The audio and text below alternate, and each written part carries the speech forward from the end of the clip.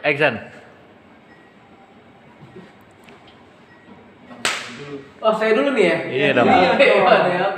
Oke, selamat apa nih? Selamat sore.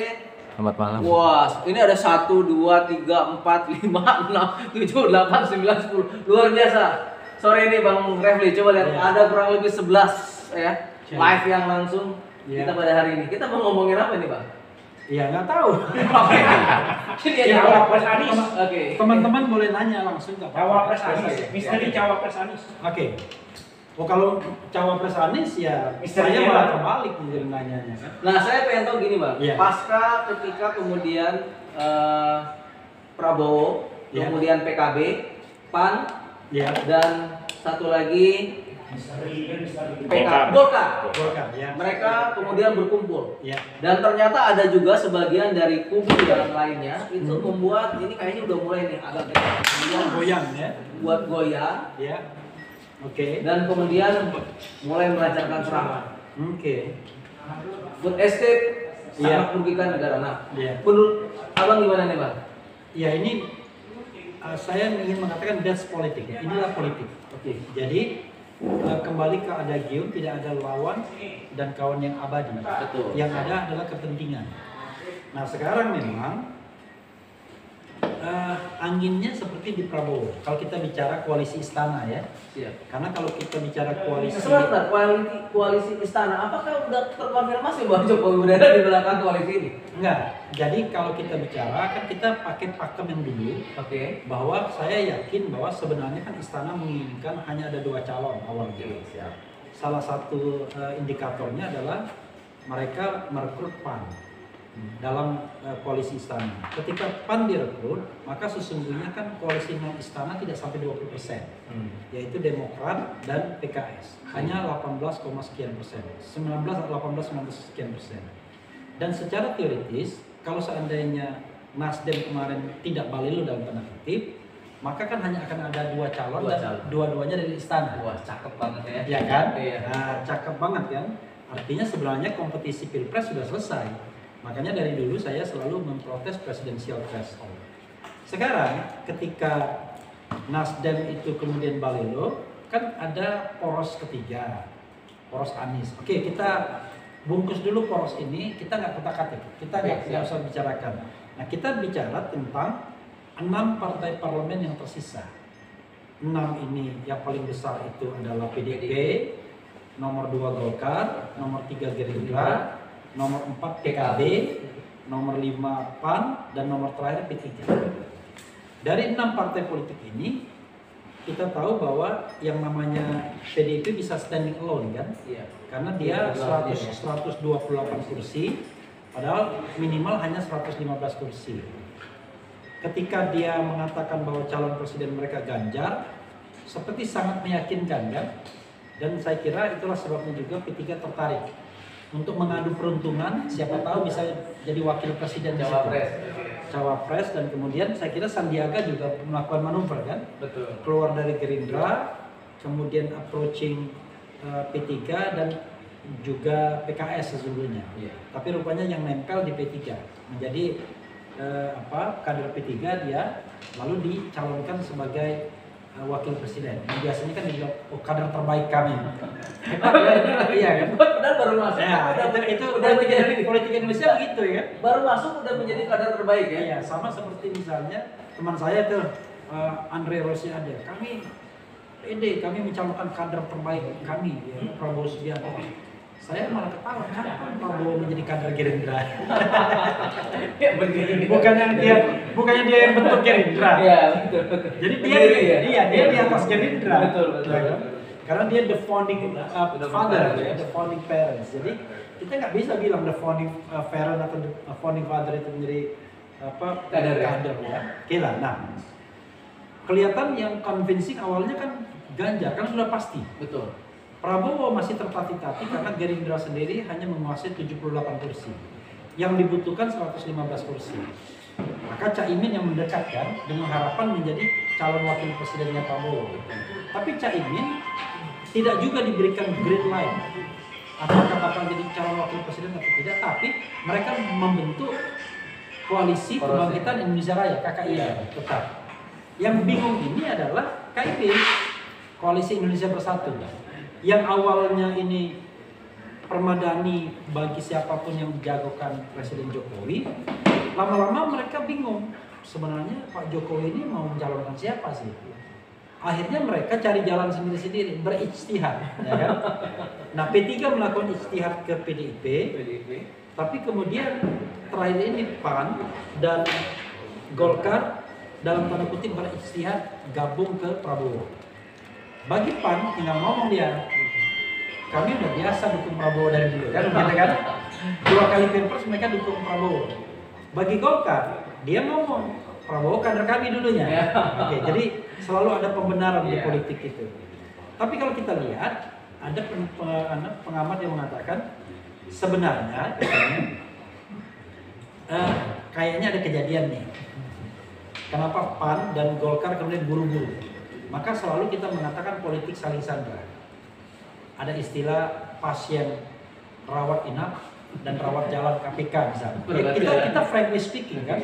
Sehingga dengan kasus minyak goreng misalnya, maka saya kira manuver Golkar dan Erlangga bisa dipahami di situ. Atau misalnya PAN yang selalu terbelenggu dengan kasus-kasus dulu ya, ketika yang bersangkutan menjadi menteri misalnya kehutanan, maka jauh lebih aman kalau seandainya memang berada di sebuah koalisi yang kira-kira ada perlindungan hukumnya dalam tanda kutip ya. Oke. Nah, ketika mereka bermanuver ke Prabowo, ya tentu orang bertanya, apakah Presiden Jokowi ini sudah memberikan blessing ke Prabowo saja? Nah, karena kok bisa PAN dan Golkar bergerak ke sana? Karena kan PAN dan Golkar kan selalu menunggu pesan dari Jokowi. Maka saya menganggap ada 2 tafsir. Pertama, Jokowi memberikan green light untuk mereka memilih. Toh nanti apakah akan diikuti atau tidak tergantung nanti ketika Jokowi bilang saya pilih Ganjar, jangan-jangan balik lagi mereka. Bisa jadi. Atau kalau saya tetap pilih Prabowo, yang paling penting mereka ada sikap politik dulu. Nah, dengan demikian maka sesungguhnya kan spekulasi bahkan ada poros keempat tidak akan ada lagi. Padahal padahal kalau seandainya Erlangga betul-betul independen dan dia mau mengikuti mandat Munas, perintah dari Munas ya. Iya. Kan sesungguhnya dia masih bisa membentuk poros keempat. Erlangga dengan 85 kursi, kemudian PAN dengan 44 kursi, itu cukup 115 lebih. Jadi sebenarnya kalau kita bicara tentang teori kotel efek, kan lebih bagus begitu. Iya. Erlangga menjadi calon presiden, Zulkifli Hasan menjadi calon wakil presiden. Efeknya jauh lebih bagus ya. Iya. Kalau kita bicara tentang kotel efek, tapi kan from the beginning yang paling lucu adalah yang namanya PAN tidak percaya diri. Selalu dia mengajukan Erick Thohir sebagai wakil presidennya Prabowo, wakil presidennya Ganjar. Padahal menurut saya, ini mohon maaf ya, Zulkifli Hasan teman saya juga, walaupun dia tidak mengaku teman itu soal lain. Zulkifli Hasan menurut saya kok nggak percaya diri? Kan Zulkifli Hasan jauh lebih berpengalaman. Saya mau frankly speaking, bahkan dibandingkan dengan calon presiden yang disebut-sebut, pengalaman Zulkifli Hasan tidak kalah loh. Lebih lengkap ya? Lebih lengkap. Dia ketua umum partai politik, oke? Dia ketua MPR. Dia pernah menjadi menteri di kabinet yang berbeda, di rezim yang berbeda. Kurang apa lagi coba? CV-nya lebih bagus ya? Iya, lebih bagus CV-nya. Bandingkan sama Ganjar misalnya, yang cuma anggota DPR dan gubernur saja, jadi menteri tidak pernah misalnya. Karena itu menurut saya sangat aneh. Padahal Erick Thohir kan hanya baru jadi menteri saat ini, sebelumnya tidak punya pengalaman politik bahkan. Tapi politik itu selalu ada cerita di belakang panggungnya yang kadang-kadang tidak etis kalau kita ceritakan. Tapi kalau misalnya dalam perspektif NU misalnya, katanya ada NU natural, ada NU yang naturalisasi, kira-kira begitu, ya kan? Oke, itu soal-soal yang menurut saya yang kita harus baca untuk melihat koalisi ini. Nah, begitu koalisi ini terbentuk, tentu yang ketar-ketir kan koalisi istana satunya, koalisi PDIP dan P3. Rupanya P3 sebagai partai yang paling kecil dengan 19 kursi, dalam tanda kutip diperlakukan tidak senonoh di sana. Ketika dia mau bicara bahwa saya mau dorong Sandiaga Uno, Tapi kalau misalnya Sandiaga Uno tidak dijadikan wapres atau cawapres, ya kami mau evaluasi. Tiba-tiba suara dari PDIP, ya silakan pergi kalau mau pergi. Betul. Nah, Itu yang dibaca Iya, kan? media hari ini. iya, silakan pergi kalau mau pergi. Nah, ini menurut saya akan membuat konstelasi politik agak berubah lagi nanti. Bisa jadi, bisa jadi. Saya membacanya, wah ini gak ngeri-ngeri sedap. Jangan-jangan nanti hanya ada 2 calon saja. Itu skenario pertama. Anies berhadapan sama Prabowo. Skenario 1. Alasannya kenapa? Artinya PDIP dia tidak percaya diri lagi untuk mengajukan Ganjar. Ini analisis ya sekali lagi. Kenapa? Kan menurut saya lebih dari 50% orang yang mengendorse Ganjar hari ini, yang mau memilih Ganjar hari ini, menyatakan ingin Ganjar hari ini, kan sesungguhnya kan karena dia melihat Presiden Jokowi yang seperti memberikan blessing ke Ganjar. Begitu Jokowi ke Prabowo, maka Ganjar sudah kehilangan menurut saya lebih dari 50% kekuatannya. Artinya dia jadi bebek lumpuh, lemdak jadinya, ya kan? Itu walaupun nggak cocok istilah bebek lumpuh ini kan biasanya untuk lemdak office ya. Nah, karena itu bagi PDIP, saya dengar misalnya usulan Rocky, ganti aja, ganti Puan Maharani sebagai calon. Kalau dia mau mempertahankan Prah Bung Karno dan pride dia sebagai pemenang pemilu bisa jadi. Tapi kan Puan Maharani bukan orang yang menurut saya kuat dari sisi elektabilitasnya, ya kan? Nah, sehingga peluang untuk menang tidak besar juga, tetapi peluang untuk menegakkan bendera PDIP masih ada. Partainya tetap masih terjaga, Ya. soliditasnya tetap Ya. terjaga, walaupun Barangkali peluang menangnya tidak ada. Tapi kan tinggal bergantung pada bagaimana nanti koalisi pada putaran kedua. maksudnya gini Bang, Abang Ya. saya ingin menyampaikan, Ya. walaupun misalnya kemudian Ganjar diajukan, juga kemudian kalah, itu juga punya dampak yang kurang baik terhadap partai. Ya. Tapi kalau Puan Maharani, walaupun kalah, tapi partai masih tetap Partai tidak terjaga. solid, Oke. terutama leadership kan. Artinya tidak akan ada kubu Ganjar, tidak akan ada kubu yang lain. Kalau sekarang kan terkesan ada kubu Ganjar yang mungkin tidak mayoritas, ada kubu Jokowi di PDIP, ada kubu Megawati dan Puan kan. Terkesan begitu, walaupun kita tahu bahwa persaingan ini kan tidak terbuka. Tetapi siapa bilang Presiden Jokowi tidak melawan ya dalam kasus-kasus tertentu seperti BTS misalnya. Ya kan? Kita lihat bagaimana kita kan agak heran. Awalnya kita berpikir kasus BTS ini untuk nembak Nasdem dan Surya Paloh. Iya. Tapi ternyata kemana-mana. Merembet ya. Merembet kemana-mana. Padahal kita tahu Jaksa Agung orang Umar, ya kan? Iya. Kok bisa begitu? Karena itu menurut saya, Karena salah satu, maaf ya, Ya. saya baca di media adalah salah satu direktur utamanya, di mana pemilik pemegang sahamnya itu adalah dari Teguh Umar, iya soalnya suami kan. suaminya. Nah, ya yang itu justru memunculkan tanda tanya. Betul. Kok bisa ada satu kasus yang dibuka untuk senjata makan tuan? Tapi kalau orang bicara lain, ini mengatakan Jokowi sudah memperlihatkan who is the boss, ya kan? Saya yang main Iya. ya. Oke. Who- Saya yang pegang kendali. Iya. Who has the power, ya kan begitu. Nah, saya kira itu yang mau ditunjukkan Presiden Jokowi bahwa dia presiden. Hanya dia berpikir, kok kalau seandainya saya tetap dengan Ganjar, dia berpikir begini, kalau Ganjar menang, maka dia kan mantan ex-presiden saja, bukan presiden lagi. Dalam posisi sebagai presiden saja, dia terlihat lemah bargaining posisinya di internal PDIP. Nah, menurut saya ini hal-hal yang dihitung juga. Nah, karena itu menurut saya skenario pertama adalah PDIP akhirnya menyerah, dia gabung dengan gabung dengan koalisi Prabowo, tapi dia minta posisi wapres misalnya, atau dia minta posisi kabinet dan lain sebagainya. Itu skenario 1, maka head to head. Skenario 2 tetap 3 cara, yaitu ada Anies, ada Prabowo, ada Puan, ya kan? Puan dimajukan ya. Ya, Puan dimajukan. Nah, skenario lainnya adalah ya skenario seperti sekarang ini, tetap Ganjar, walaupun remuk sekalipun dia tetap maju karena mau jaga Gini martabat Bang, juga. ada analisis bahwa mereka ini berkumpul Iya. itu kan berdasarkan by design dari Pak Istana Iya, yang kemudian memunculkan cawapresnya itu adalah Gibran ketika nanti putusan MK dikeluarkan Iya. memperbolehkan 35 Iya. tahun sebagai cawapres. Tapi kemudian ada juga gambaran ketika itu kemudian diputuskan, kan Ganjar sekarang dari timnya Ganjar dari PDI. Iya. Kemarin kalau nggak salah Pak Hasto menyebutkan Iya. bahwa Erick Thohir dan Caimin itu masuk dalam bursa cawapres. Iya. Apakah nanti ketika kemudian Gibran ditetapkan menjadi cawapres, apakah kemungkinan Erick Thohir yang pada sekarang ini didukung oleh PAN atau PKB itu juga bisa berpindah ke PDIP? Oke, this is a good question ya. Saya dalam tanda kutip harus memuji Presiden Jokowi ya. Jarang saya memuji Presiden Jokowi. Tapi memuji dalam pengertian dia membatalkan atau dia bisa membalikkan sebuah teori tentang land of office. Jadi presiden yang seperti bebek lumpuh ketika dia hampir Tidak punya kekuasaan. hampir Kekuasaannya makin lama semakin menurun ya. Pemerintahnya hampir selesai dan dia sebenarnya sudah tidak dilirik lagi. Itu terjadi pada SBY.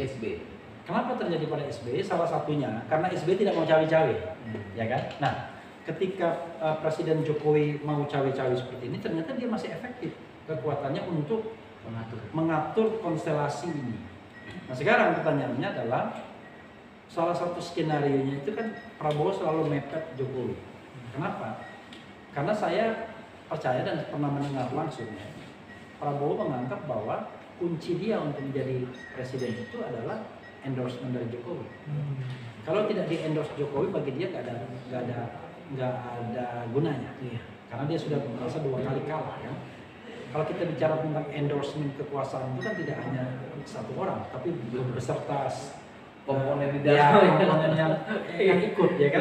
Nah itu yang membuat dia kemudian jauh lebih percaya diri sekarang. Oke, karena itu begitu kita balik ke Erick Thohir dan kemudian Muhaimin Iskandar, the question is adalah apakah Erick Thohir memiliki kemampuan untuk memberikan keputusan secara independen terhadap dirinya? Apakah Muhaimin juga punya kemampuan memberikan keputusan secara independen? Artinya dia tidak tergantung Jokowi dan aparatus yang menyertainya. Let's say misalnya apalah dalam bidang politiknya, dalam bidang hukumnya. Apakah misalnya Erick Thohir itu sekuat itu, sehebat itu, kalau dia tidak menjadi Menteri BUMN? This is the question. Oh iya betul.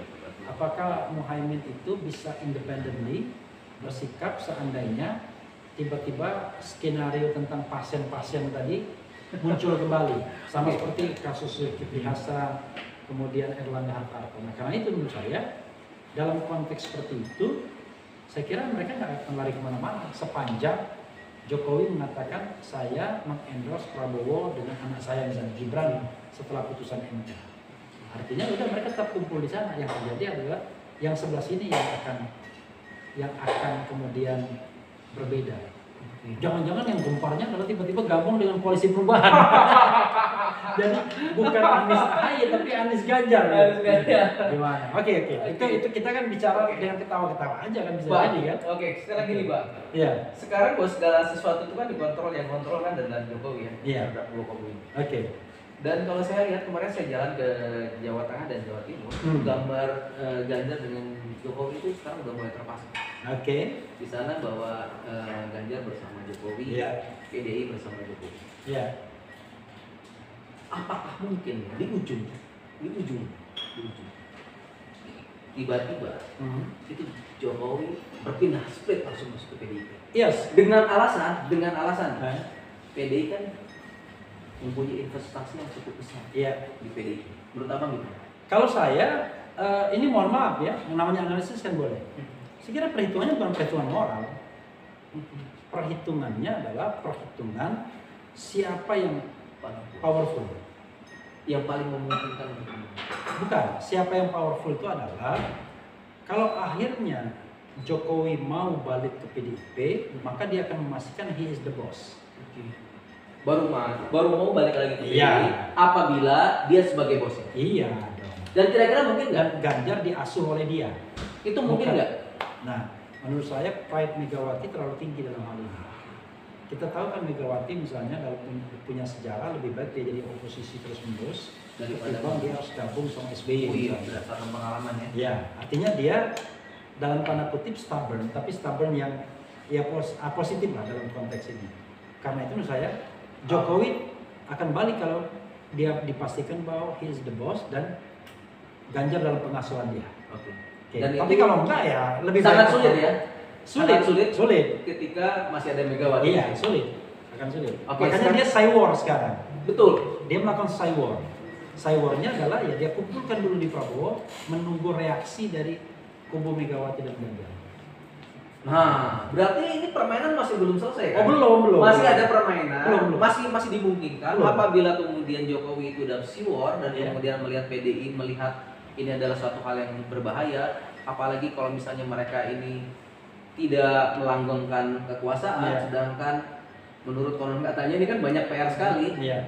dan mau nggak mau ini kan menjadi sebuah pertarungan yang sangat sulit dan ini masih memungkinkan untuk kemudian Jokowi untuk kembali ke Oh mungkin. Menurut saya belum ada final say dari Jokowi. Dia mau kemana? Cuman dia menjadikan Pandan Golkar ini sebagai cywar. Saya bisa loh merelokasi kekuasaan itu. Kan begitu? Mau saya dorong kemana, saya bisa. Nah, karena itu nanti jelas pasti ada orang yang dilukai oleh Jokowi pasti. Iya kok, nggak mungkin yang mengendorse keduanya. Kalau Presiden kan cuma satu. ini nih bang. Iya. Bang, oh tadi udah terlintas. Iya. Ini bang, gini ya bang. Kalau menurut saya Iya. kondisi yang sekarang dialami oleh PDI itu kan sedang menghitung, Iya. benar nggak bang? Iya. Kalau misalnya Semuanya sedang mengkalkulasi. sedang menghitung, Iya. apabila kemudian PDI masih tetap dengan pendiriannya akan seperti ini. Iya. Kemudian apabila kemudian PDI berubah, Hmm. kemudian bergabung dengan Jokowi adalah seperti ini. Hmm. Menurut analisis abang seperti apa? Iya, jadi menurut saya memang sekarang yang penuh dengan kalkulasi adalah PDIP. Kalau Prabowo saya kira tidak akan kalkulasi lagi. Bagi Prabowo adalah dia menjadi capres atau tidak sama sekali. Ya kan? Karena itu tidak ada ceritanya bagi Prabowo bahwa dia nanti akan gabung sama Ganjar, dia jadi cawapresnya Ganjar, nggak mungkin. Tapi bagi Ganjar dan PDIP masih mungkin. Artinya kalau dia tahu bahwa dia tidak mungkin memenangkan peperangan, maka lebih baik jadi orang nomor 2 tetap berkuasa. Kan begitu. Yang paling penting bagi-bagi kursinya jelas. Saham mereka lebih besar. Kan portofolio itu sudah dibagi di depan.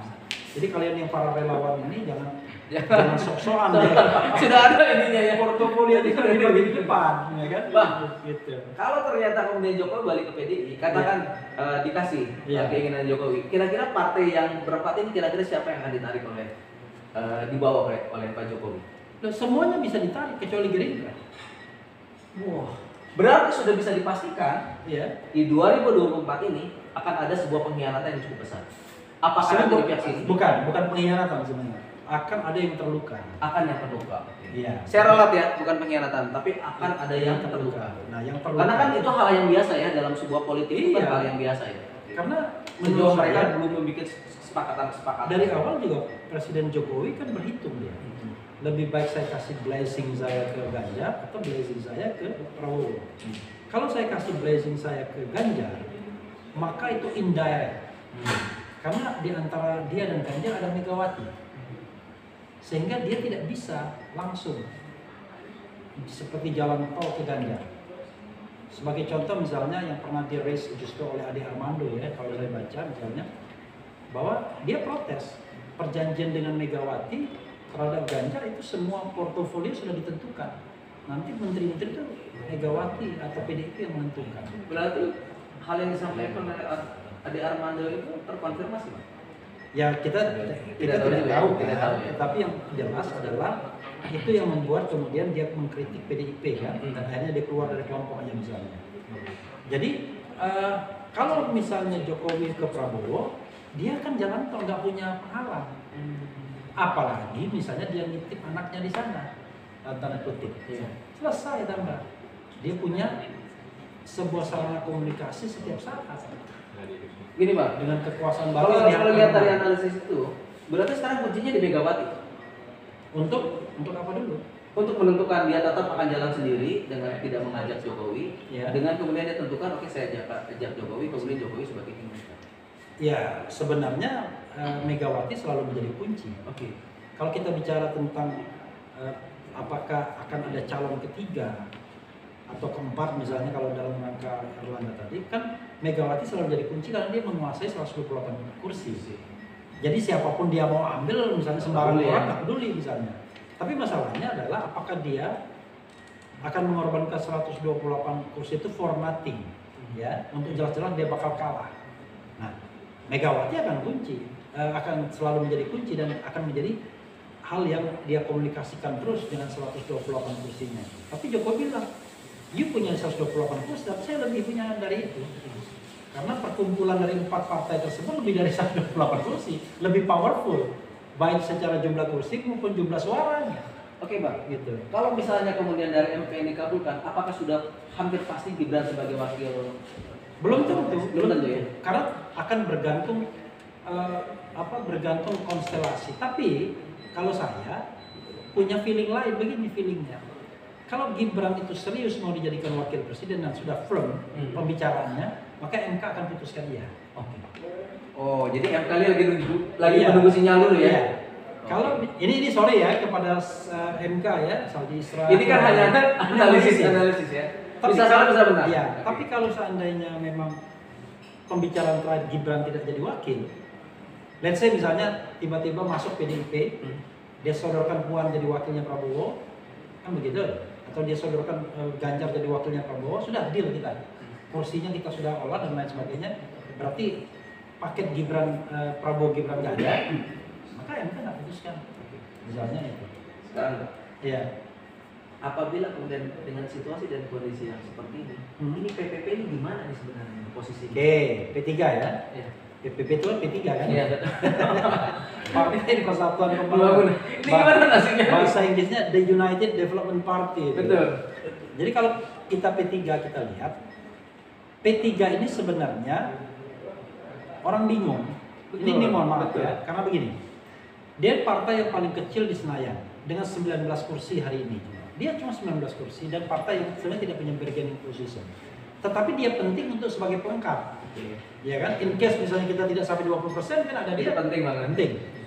Nah, ketika dia ikut dalam formasi KIB, Koalisi Indonesia Bersatu, Sangat penting. dia akan menjadi koalisi yang kira-kira sudah bisa mengamankan satu nominasi kan. Waktu itu Denny JA misalnya mengatakan bahwa dia membagi peta itu KIB, PDIP, sama partai yang satunya lagi mungkin koalisi Anies. Jadi dia menghitung KIB karena pada waktu itu kelihatannya dia punya hubungan dekat sama Golkar. Nah, mulailah siapa yang menjadi kingmaker. Erlangga bisa jadi kingmaker tapi juga bisa jadi calon. Prabowo bisa jadi kingmaker jadi calon. Kalau Megawati cuma bisa jadi queenmaker gitu ya kan, tapi nggak pun jadi calon. Jokowi juga begitu. Tapi ternyata KIB itu ya bukan sebuah komunitas atau sebuah koalisi yang solid. Ini koalisi untuk memberikan karpet merah kepada siapapun yang dijagokan Jokowi. Nah, dari awal ya, kalau kita lihat misalnya kita analisis, sebenarnya Ganjar ingin diasuh oleh KIB. Sebenarnya. Ya, tapi Ganjar nolak. Tanda-tandanya Mas? Gini, KIB ini kan dibilang alat atau karpet merahnya Jokowi, ya kan? Nah, orang pada waktu itu berpikir siapa sih putra mahkota yang bisa melanjutkan Jokowi? Itu Ganjar. Cuma ketika KIB gosong-gosong Ganjar, Ganjar nggak mau, karena dia akan sulit kalau di KIB karena dia kan masih PDIP. Dia mau, Dia nggak mau atau dia nggak berani?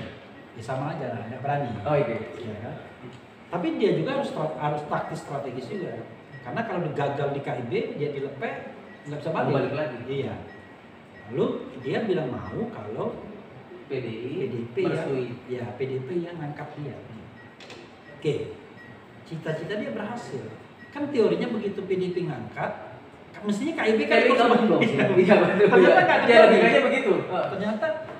Ternyata P3 yang duluan. Duluan. P3 lari duluan menyambut PDIP. Begitu dia lihat ke belakang, Ya, nggak ikut. PAN nggak ikut sama Golkar. Kira-kira kenapa PAN dan Golkar tidak langsung merapat? Ya karena dia sinyal Jokowinya belum jelas. Kembali kepada sinyal itu ya. Sinyal Jokowinya belum jelas. Nah, akhirnya dia main-main sendiri. Nah, tiba-tiba adalah yang mengisukan poros keempat. Kan cukup kan mereka berdua itu. Tapi nggak berani mereka pasti untuk membentuk poros keempat. Padahal kalau kita bicara kotel efek, kepentingan partai politik itu jauh lebih bagus karena dia dapat panggung kan. Betul. Soal menang kalah itu soal lain kalau kita mau berjuang untuk partai. Sehingga P3 yang sudah kadung ini bermanuver untuk propose cawapres. Tapi mereka tahu mereka tidak punya calon yang kuat. Maka kemudian mereka naturalisasi lah Sandiaga Uno. Seperti pemain sepak bola kan, sudah bermain di Liga Eropa, Mainnya lumayan cantik gitu kan. Ya, dijadikan warga WNI, main buat timnas kan begitu. Nah, tapi rupanya nggak mulus juga. Sekali lagi, dalam kebingungannya statement dari PDIP menurut saya. Kira-kira kenapa kemudian PDIP kurang tertarik dengan Sandiaga Uno? Gini, sekali lagi, kalau Jokowi itu mengendorse selain Ganjar, maka nggak ada gunanya. Ganjar mau dipasangkan dengan siapapun nggak akan menang. Kalau tidak di-endorse. Iya, Kuncinya di situ ya. kuncinya di Jokowi. Karena saya meyakini bahwa 50% lebih kekuatan Ganjar itu ada di Jokowi. Nah sekarang contoh misalnya, paling gampang. Coba siapa partai yang duluan mendeklarasikan Ganjar? PSI. Tapi coba sikap politik hari ini PSI. Ketika ditanya, dia tunggu tegak lurus sama Jokowi. Padahal dari awal dia, karena mereka semua orang menyangka Jokowi akan mencalonkan Ganjar, kan begitu. Makanya PSI sebagai partai yang selalu berada di samping Jokowi, duluan dia untuk membuka jalan agar PDIP lebih besar. Ya, lalu PDIP langsung ngikutin. Ternyata jangankan PDIP yang maju mundur maju, Jokowi pun sekarang juga tidak melihat Ganjar sebagai calon dia satu-satu. Berarti Ganjar itu sangat tergantung betul sama Jokowi. Oh iya, itu yang menurut saya ya, pemimpin yang tidak organik. Jadi bahayanya adalah Indonesia ini dengan presidensial threshold memunculkan pemimpin yang tidak organik, bukan pemimpin yang tidak tumbuh dari bawah, tapi dia kader di endorse. Nah, bagi partai politik di Indonesia menganggap bahwa itu sah, ya kan? Menurut saya itu agak dalam tanda kutip agak kurang ajar dengan demokrasi, karena demokrasi itu mengandalkan fair competition. Lalu pemimpin-pemimpin itu tumbuh secara organik dari bawah, bukan kemudian ada kaderisasi, tapi kaderisasi itu hanya alat untuk memunculkan pemimpin yang organik tersebut, ya kan? Tapi yang sekarang enggak, langsung blessingnya ke siapa? Mega, siapa calon presiden PDIP tergantung Mbak Mega. Siapa calon presiden PSI tegak lurus sama Jokowi. Jadi nilai-nilai demokratis, nilai-nilai yang mencari pemimpin yang organik itu enggak ada. Nah pertanyaannya adalah dalam konteks ini ya saya harus mengapresiasi Nasdem justru. Dia mencalonkan Anies bukan karena melihat Anies itu pemimpin kader jenggot, justru kan dia nggak ada partainya. Tapi dia lihat bahwa dia punya kekuatan organik.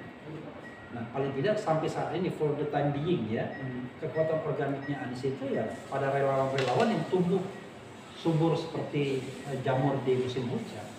Kan mereka tidak digerakkan, tapi secara organik mereka muncul. Ada yang bilang 500, ada yang bilang 1000. Ya. Padahal waktu saya bikin acara kira-kira puasa tahun lalu, itu 90 sampai 100 saja. Sekarang begitu ada acara lagi 500, mungkin sekarang udah 1000. Nah, hanya memang problemnya dalam politik kan manajemen tetap, ya kan? Manajemen. Tapi mereka organik. Ciri organik itu gampang tumbuh dan dibayar. Kalau Anda dibayar ya tenang, namanya bukan organik. Pak ini juga sama nih. Yang lahir di sini ya. Ini yang lahir juga di sini nih. Iya. Waduh, ini keren-keren semua nih. Iya. Ciri organik itu gampang, Anda nggak dibayar. Dan apa? Variabel bebas ya. Iya. Hanya mengikuti sesuatu hal yang berdasarkan hati nurani. Iya, jadi dia independently memutuskan. Kenapa orang memutuskan misalnya memilih Anies misalnya? Atau saya punya preferensi kepada Anies.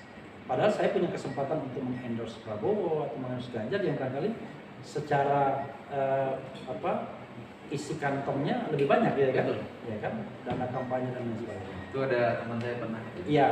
Ada ditawarin. Pilihan hati nurani aja. Itu yang itu tuh. Jadi pilihan hati nurani aja. Jadi pilihan hati nurani bahwa kita, makanya saya dalam beberapa kesempatan mengatakan Anies itu bukan calon terbaik, tapi dia calon yang lebih baik dari calon-calon yang ada.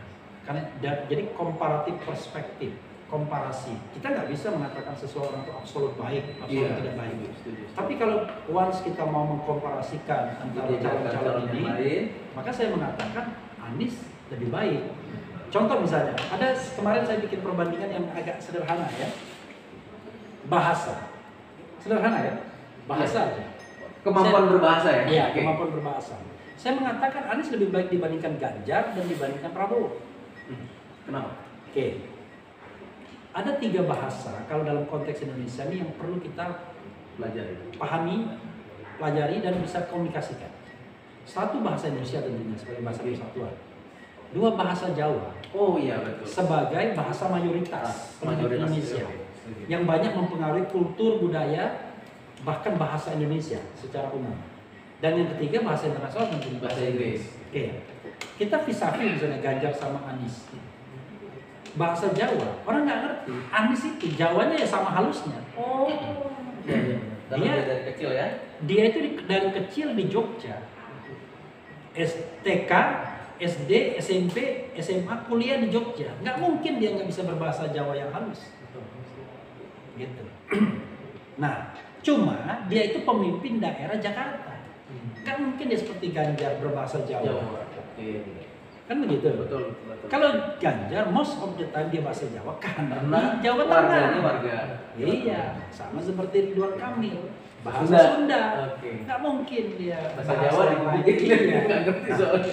jadi dari sisi itu bahasa Indonesia mereka sama baiknya bernarasi. Tapi Ganjar kan kalah di bahasa Inggris pasti. Tapi Ganjar bisa loh bahasa Inggris. Aku pernah lihat di channel YouTube-nya dia ketemu sama tamu dari luar negeri. Pernah lihat pidatonya? Nah itu tuh. Nah, kalau cuma ya thank you very much ya for helping us you know, in this Oke. occasion. Itu kan bisa Iya, orang. iya.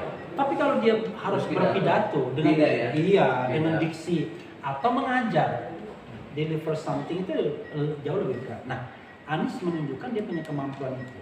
Nah, oke, kita datang ke Prabowo. Prabowo pasti udah nggak bisa bahasa Jawa yang baik. Kita nggak pernah bisa melihat. Jarang ya, jarang. Ya, dan saya kira juga nggak akan bisa karena dia dari Mungkin kultur bisa, yang- cuman jarang. Karena mungkin- jarang, tapi dan juga menurut saya dari kultur yang dia tidak berbahasa Jawa misalnya. Dari kecil kan di Jakarta, ibunya separuh Jawa, separuh bukan Jawa kan, keluarganya. Dan kita tidak melihat dia pernah berbahasa Jawa secara baik. Bahasa Inggris oke, dia sama baiknya sama Anies kan. Bahasa Indonesia sama baiknya. Nah, ketika kita bicara tentang perbandingan berbahasa saja, saya mengatakan Anies lebih unggul dari 2 tahun itu. Itu baru satu aspek. Belum kalau aspek-aspek lainnya. Nah, ya tentu Anies ada kalahnya dari aspek lain. Tapi in general, kalau kita mau jadi smart voter, pemilih yang cerdas, harus memilih karena kita memperbandingkan sesuatu. Tapi Anies kalah. Anies kalah lah. Dalam hal TikToknya enggak. ya kita tidak boleh meremehkan sarana ya. TikTok, Betul. YouTube itu adalah sebuah sarana. Tapi kalau kita bicara tentang become a smart voter, menjadi pemilih yang cerdas, ya maka kita harus memberikan penerangan kepada masyarakat dong. Masa kita memilih orang berdasarkan banyakkan follower di TikTok misalnya, atau misalnya banyakkan subscribernya. Kalau banyakkan subscriber, Anies kalah loh sama saya. Ganjar kalah. Oh iya benar iya. Iya kan? Iya. Prabowo jauh banget. Jauh banget. Coba kan. Abang 2,7. Anies baru 300 dia. Makanya Ganjar juga kalah.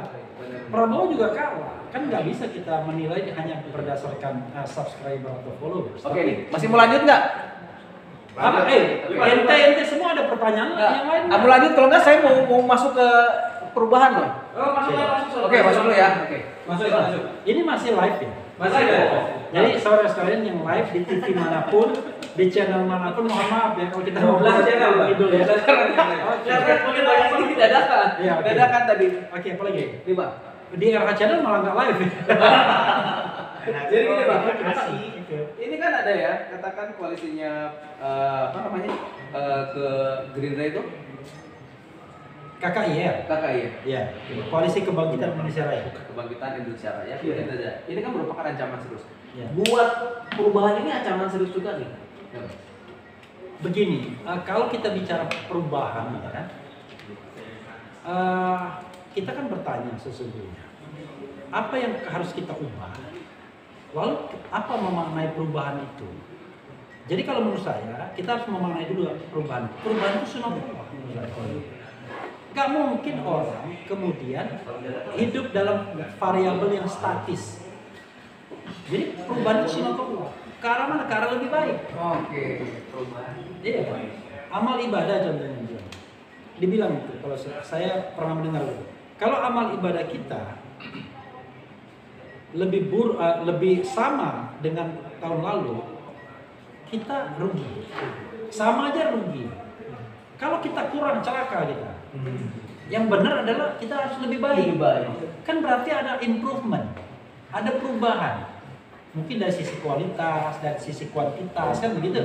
Yang tadinya cuma sholat toh yang wajib, kita sholat sunnah dan lain sebagainya dan lain sebagainya. Puasanya nggak bolong-bolong lagi dan lain sebagainya. Karena itu perubahan itu adalah sebuah sunatullah, hukum alam, alamiah. Bahkan memang Allah yang menghendaki manusia itu harus bisa berubah ke arah lebih baik.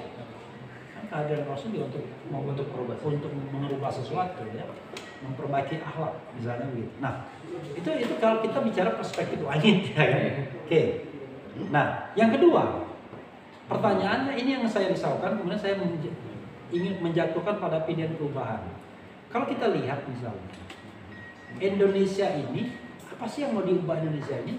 Apakah kita sudah bangga dan sudah senang dengan kehidupan kita yang saat ini? Saya nggak senang. Begini sederhananya adalah yang kita cita-citakan itu adalah negeri yang melindungi, mensejahterakan dan mencerdaskan anak bangsanya. Coba tanya-tanya mereka, sudah merasa terlindungi belum? Sudah merasa tercerdaskan atau dicerdaskan belum? Apalagi sudah merasa disejahterakan. Kita ini bagian dari orang yang besok belum tentu bisa makan. Tapi Bang, berdasarkan kepuasan terhadap pemerintah sekarang tuh 82%. Nah itu kita research dulu ya, karena kadang-kadang nggak connect. Puas 80% tapi ingin perubahan. Ada kan? Iya. Kan perubahan kan di atas Anomali, 80%. Ya, anomali kan? Oke. Nah, karena itu menurut saya kita harus kembali kepada cita-cita kita menjadi negeri yang baldatun thayyibatun warabun ghafur. Negeri yang seperti apa? Gemah ribuan lojinari, negeri yang melindungi, mensejahterakan, orang yang nggak pusing. Begitu saya baca misalnya di Uni Emirat Arab misalnya, dari lahir sampai mati, nggak pusing mereka, dibiayai negara semua. Mau kawin mereka dibiayai negara, mau S2, S3 dibiayai negara. Kecerdasan aja Bang. Sakit pun ya, dibiayai negara. Bahkan mau keluar negeri operasi kalau misalnya tidak ada surgery-nya, tidak ada di ini, keluar negeri juga bisa. Nah, kita ingin menuju negara yang seperti itu. Pertanyaannya, kok bisa Indonesia? Bisa dong. Kenapa? Kita ini negeri yang kaya raya dengan hasil tambang dan lain sebagainya.